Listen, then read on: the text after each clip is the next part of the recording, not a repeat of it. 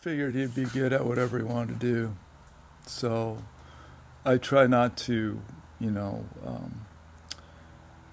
I never really told him that he was, you know, something unique, but I could see the difference. I mean, I've coached, I've studied this stuff, I've been an athlete myself, observed other athletes, and so my wife always thought I was biased about his ability to do stuff. And that's fine. I mean, I understand. She kind of was our balancing point, but I never really worried about it too much. I figured that he'd go in the direction he wanted to go, and I just kind of follow along and try to do good for him. And that's pretty much it, you know. I mean, if it's gonna be, it will be. So I go with that idea. At my old school, I said, my dad was telling me maybe we'll be like Connie, he was our family friend that my dad used to train. He went to the NFL, and then he got drafted out of high school, and then he passed away recently, but due to a heart issue, I think. But he told me that I might be able to be like Connie and get a scholarship to school because college is expensive. I'm like, I don't know. And then after my first year here, I had, I think, 7 offers going into my junior year, which was shocking, but relieving too. For him, you know, all the way along since he was a little kid, I've always let him kind of tell me what he wanted to do, you know. So then at that point, I'd try to make it the best it could be for development and for fun. At the same time, I think that was really a key issue. That Eastern German picture that I pointed out to you, that's one of the reasons why I have it on the wall, is to kind of, as we live, to remind me not to be too strict, you know. And that's what I see when he was growing up. A lot of the parents were very strict, and the kids wanted to play, but the parents didn't let them play. Now what I think is the big difference for him and his ability to do stuff. And the biggest thing was to be able to learn how to do stuff. So as he grew up, teaching him how to ride a bicycle at a very young age without training wheels, I'd run after him, and he'd start to tilt and I'd pull. And so I get a workout in, he'd get a workout in, and so it went on from there. But we'd go in to different playgrounds too. This seems like a very simple thing, but it was a very big development thing because it's pretty much gymnastics at playgrounds if you really look at it. And so we'd travel around the area here and look for new playgrounds. So you're not doing the same thing. You mentioned what workouts we do. It's totally different every time. So my theory's always been spokes in a wheel, you know. And you kind of add a spoke or you take a spoke out, and it just kind of goes from there.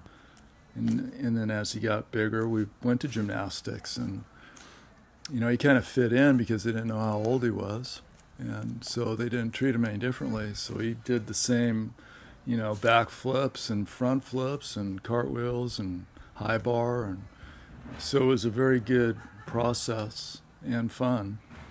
And you talk to different kids and different parents in those societies of sport, which is everywhere, whether it's football or baseball or whatever. The parent groups tend to have that train of thought, and I think they can be good, but it could also, they get locked into kind of one view, and that then limits the child. So I think that's really the big thing, you know, like in the Bible, you can teach, you can feed the fishermen or you can teach them how to fish, right? And that's been my theory, really. He can do his own fishing now. So. The pressure to perform to everyone's standards, and I think everyone's standards are even lower than mine. Like, I set my standards higher, and then just because I want to be the best that I can be and even prove other people wrong too, you know. Sometimes I handle it by working out or hanging out, going to the beach, relaxing, just getting away from it, I think, is better. Because if you're always constantly doing it, then the pressure's always there. Instead of going to the beach every once in a while and just hanging out and not worrying about football. So my first impression was, number one, he's a very big human being. And the next thing I thought was, I'm really happy he's on my side now. And then I started to talk to him a little bit, and I realized that he's a very sharp individual, and he's an intellect, and I think that he sees things on the field pretty quick, quicker than maybe some other guys that I've seen in the past. And so knowing that he's got the physical ability and then the mental capability as well, it just excites me to no end. So Sean has kind of he's just got the ability to pick things up quicker than other kids. So I don't know if it's, it's something that he was born with or just what he's practiced, but he can be shown something to do, been shown a drill, been shown hand movements, and he can replicate it almost instantly, where other players seems like a couple of weeks to kind of get things down. So he just has the ability to do something right after you tell him to do it, and that goes beyond his ability, his movement, and everything he can do with the big body he has. Yeah, for me, it's almost like you win the lotto a little bit. And I've coached against Sean the last couple years, so I've seen him on film a bunch. And to be able to now figure out ways to use him as a weapon, as opposed to ways to figure out how to try to get around or get through him, but get around him or do something, to be successful on his side. It's a lot easier to find ways to use him as a weapon offensively and get the ball behind him because he's a very special player. I've seen him grow a lot. This first year, he was injured. He broke his hand. He still played through. And then last year, we had him obviously playing both sides of the ball. But this year, what we've seen out of him is the leader, like the final piece. He's taken over the weight room. He's taken over the stretching exercises. He's really the captain of the team, which is what we were hoping for. I think one of the gear changes that he has is based on, at least in the past, on the competition. So if we were playing a game that we were expected to win, there's this gentle bend characteristic of, I can control this guy and put him down, but I don't want to, hurt anybody. Whereas when the competition sets up, we play Cajon in the playoffs, we play some bigger team, Mission Viejo, we play San Clemente, you see the nasty come out. So I think just getting over that I can be nasty against anybody, it doesn't matter. And our schedule sets up to where he's going to play Orange Lutheran in the first game, so he's going to have to be ready to be nasty right away. I think it's refreshing. I think that's what a lot of coaches say. They come in and they're, people are counting their offers and trying to find a way to get more trips and how can they get out to see these schools. And Sean, he doesn't even watch pro sports.